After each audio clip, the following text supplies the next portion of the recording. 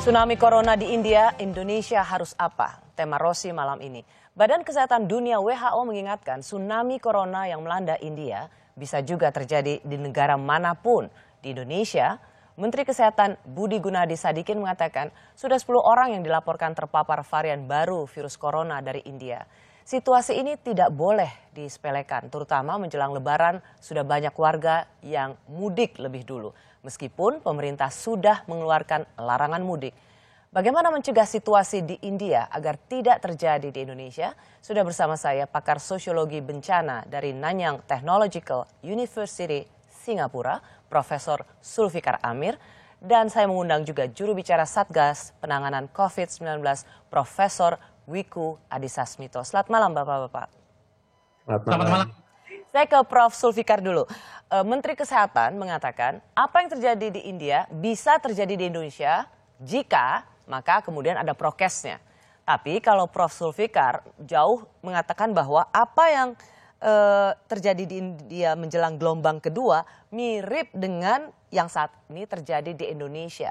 Di mana artinya kan gini, Anda sudah langsung kalau kita ingin jumping to conclusion dari pernyataan Anda melihat prolognya aja atau prakondisinya aja ini bakal terjadi di Indonesia. Di mana miripnya apa yang terjadi di India dan awalnya itu sudah jadi gejalanya di Indonesia.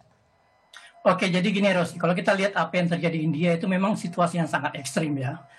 Memang ada faktor patologis dan mungkin Prof. Wiku bisa menjelaskan bagaimana COVID-19 di sana itu disebabkan oleh double mutasi, ya, mutasi ganda yang kemudian menyebar ke berbagai penjuru India.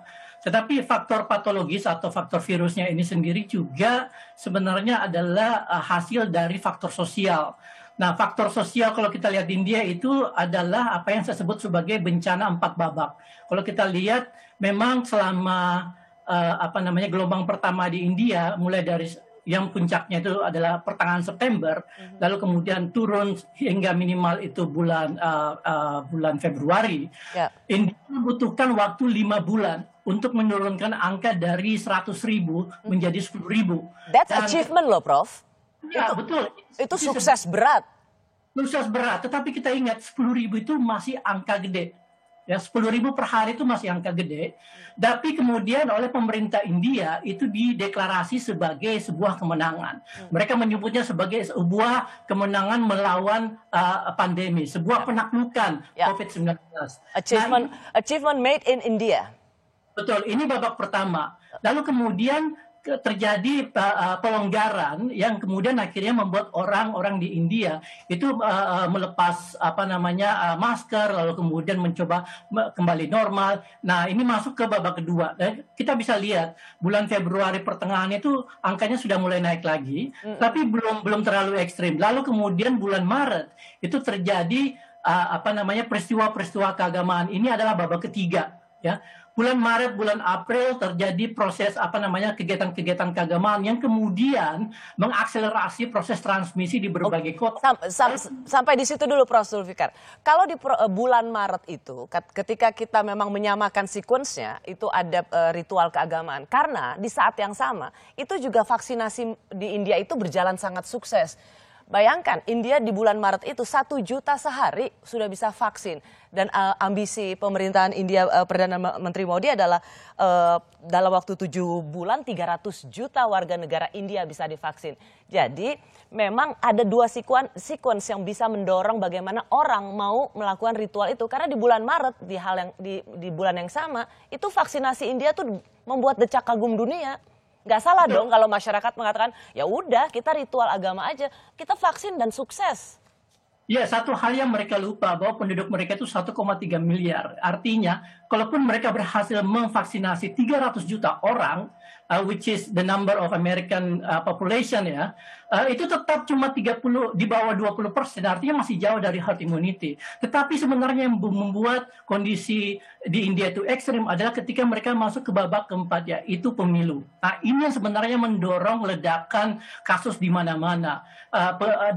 Dan ini sebenarnya adalah disebabkan oleh keinginan dari partai penguasa di India untuk mengkapitalisasi apa yang mereka sebut sebagai kemenangan terhadap COVID, ya untuk mendapatkan simpati dari masyarakat di India, kaum pemilih di India. Nah, bencana 4 babak ini yang sebenarnya kita lihat di India dan kemudian menjadi situasi yang benar-benar ekstrim. Oke, Prof. So, jadi di mananya sama dengan Indonesia? Kan kita nggak ada pilkada, mereka ada pemilihan negara bagian. Indonesia kan nggak ada pilkada lagi, udah selesai di tahun lalu. So, di mana kita harus cemas? Nah, satu hal yang perlu kita perhatikan bahwa yang namanya gelombang kedua itu bisa kita bilang hampir tidak bisa dihindari. Terjadi di mana-mana, di Asia Tenggara, Malaysia, Filipina, Thailand itu mengalami gelombang kedua. Di Amerika, lalu kemudian di negara-negara Eropa seperti Italia dan Inggris itu mengalami gelombang kedua. Dan biasanya gelombang kedua itu lebih parah daripada gelombang pertama. Kenapa? Karena ada euforia, ada fatigue, ada kemudian kondisi-kondisi lengah yang muncul dari masyarakat, tetapi juga didorong oleh kebijakan-kebijakan pemerintah yang mencoba melonggarkan pergerakan masyarakat. Apa Anda melihat juga masyarakat Indonesia euforia dengan vaksin, sudah cukup banyak divaksin? Apakah kemenangan psikologi itu juga Anda lihat ada di masyarakat Indonesia? Sebenarnya kalau kita lihat memang sudah ada beberapa statement dari pemerintah di mana di Indonesia itu dianggap sudah melewati gelombang pertama, ya kan? Walaupun kalau kita bandingkan gelombang pertama di Indonesia dengan gelombang pertama di India itu jauh sekali ya, dan itu juga karena testing rate kita yang sangat rendah gitu. Yeah. Tetapi kalau kita lihat jumlah kasus harian hari ini kan masih relatif tinggi, sekitar 5.000 sampai 6.000 kasus. Artinya sebenarnya kita itu belum aman, tetapi kemudian euforia yang muncul dari pemerintah itu yang membuat kita bisa kembali naik dengan sangat gampang. Karena apa? Karena sudah ada vaksin, rata-rata sudah divaksin, dan kedua tingkat okupansi tempat tidur di rumah sakit juga mengalami penurunan, sehingga orang merasa ini divaksin sih kita nggak harus ke rumah sakit. Prof. Wiku, apa Anda juga melihat ada bahayanya dari euforia bahwa kita ini sudah divaksin, tingkat okupansi rumah sakit juga menurun, dan ini adalah celah masuk ke jurang gelombang kedua corona? Baik, Mbak Rosi, saya sebenarnya sudah lama melihat sebelum kita divaksin, ada vaksinasi, itu kita sudah melihat bahwa potensi untuk tanda kutip saya sebutnya sebagai masuk angin. Masuk angin? Ya, masuk angin. Jadi ada fase di mana ada vaksin, tapi vaksinnya belum bisa menimbulkan herd immunity, orang memberikan hope yang besar di situ, kemudian bisa masuk angin. Akhirnya timbullah kasus yang tidak terkendali. Itu dari awal sudah kita warning ya, bisa terjadi, sehingga saya sebagai juru bicara dan Satgas tidak pernah kendor sejak pertama dengan adanya vaksin. Vaksin adalah salah satu solusi, bukan satu-satunya solusi, bukan silver bullet. Kita melihatnya ada 3 pendekatan tameng. Yang pertama adalah 3M, yang kedua adalah 3T, yang ketiga adalah vaksinasi. Baik, jadi, betul Prof, itu yang selalu kita kampanyekan. Meski kan kita tahu sendiri ketika ada kedatangan vaksin, itu sesuatu yang kita sambut baik. Kita juga agak walking in the tightrope, ini harus berjalan seimbang karena ada glorifikasi kedatangan vaksin, glorifikasi vaksinasi, orang kemudian diajak ayo vaksin, tapi toh 2 kali vaksin juga tidak membuat orang itu tidak tertular corona, sehingga orang satu euforia vaksin, atau yang kedua kalau gitu buat apa kita divaksin toh masih tertular corona. Ya, justru itu kita selalu mengingatkan pada masyarakat itu bukan satu-satunya, tapi vaksin adalah salah satu tameng yang harus kita miliki, karena 2 saja bisa saja tidak cukup. Dengan Swiss cheese model yang selalu saya sampaikan, proteksi itu harus berlapis, karena bisa saja satu protektor kita berlobang sehingga kita akan kena berikutnya. Jadi maka dari itu dengan berlapis, itulah harapannya kita lindungi. Kalau nanti ada intervensi lainnya yang lebih maju lagi, pasti juga akan kita lakukan karena kita berkeinginan masyarakatnya juga bisa beraktivitas yang produktif tapi aman COVID. Ya. Nah, berapa jauhnya itu harus ada balance. Nah, kita kan kemarin udah ada vaksin kita semua menyambut gembira soal itu 10 juta. Udah lewat dari 10 juta.